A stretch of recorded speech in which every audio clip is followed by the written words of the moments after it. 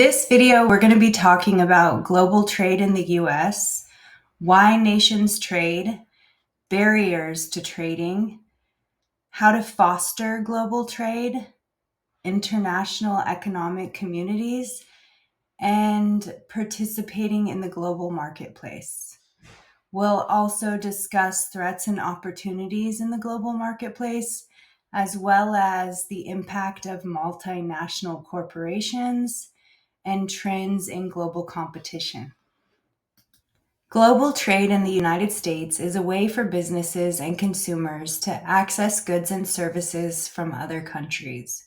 It helps to improve relationships with other countries, boost the economy, increase residents' standard of living, and provides job opportunities. Nations trade to help increase availability of resources. There are also absolute and comparative advantages to producing specific products and services, which means that one country may have the resources to produce more of one good than another country. So it's worthwhile for that country to provide that product as opposed to having the other country trying to produce that product themselves. This concept is further discussed in the video linked in the comments section. Countries may trade to help improve productivity. For instance, a country may be more efficient at producing a specific product, so it will save them time and money in producing it. In turn, other countries can benefit from that same efficiency. Working internationally can provide ignition to innovative ideas and strategies for improvement, provide insight into other cultures and customs, and help to develop poor countries economically. Some barriers to trade could be physical, natural barriers such as distance or weather-related issues. There are also tariff barriers, which are taxes imposed by other countries during a trade. And there are non-tariff barriers that include bans or embargoes, import quotas, or limits to the quantity of certain goods being imported or exported. National regulations and exchange controls are other non-tariff barriers. To help foster trade, countries can impose anti-dumping laws, which means that countries cannot charge a lower price in foreign markets than their home market. The World Trade Organization replaced the GATT, or General Agreement on Tariffs and Trade, which was created in 1948. The World Trade Organization works to reduce barriers to trade and opening markets. The World Bank provides low-interest loans to developing nations, and the International Monetary Fund also helps reduce barriers to global markets by providing emergency loans to troubled nations.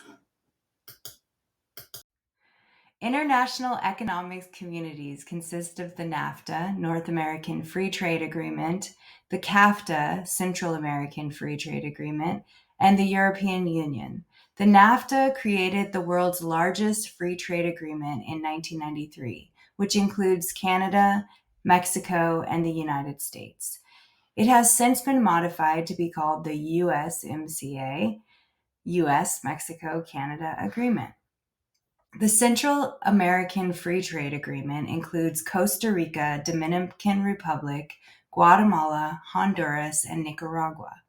The European Union, started in 1993, created a borderless economy for the 28 nations in Europe that are included in this union. Some ways that businesses can participate in the global marketplace are by exporting, licensing and franchising, contract manufacturing, signing a joint venture, directly investing in foreign businesses, or counter trading. Threats and opportunities for the global marketplace could include political considerations, cultural differences, and economic environments. Politicians have a strong impact on the ability for us to trade with other countries.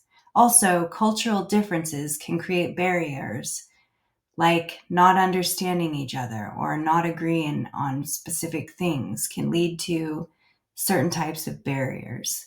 Also, our economic environment can lead to specific products being exported or imported more often, or not having access to specific goods and services can have an impact on our global marketplace. There are several advantages to starting a multinational corporation. One is that you can help to overcome some trade problems or avoid regulatory issues.